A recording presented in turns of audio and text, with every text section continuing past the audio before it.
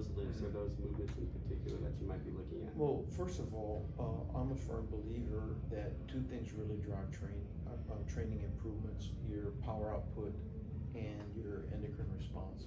Like if you have with all due respect to functional training philosophies, if all you do is functional training, the exercise patterns of movement are too complicated, and as a result of that, you can never just flat out train hard. You can never really show high power outputs, and you're likely to not be involving enough muscle mass to really move the needle on endocrine responses.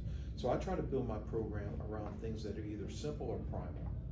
I know it's simple, Stone Age stuff, but to me it's a basic, because nothing addresses more muscle tissue than the back squat does. So we get higher movement on the endocrine needle from the back squat than we do anywhere like hormone else. production Exactly. Post exercise. Yeah, exactly. Yeah. And simple pressing movements for the most part. So those are the key things that I basically work with, to be honest with you.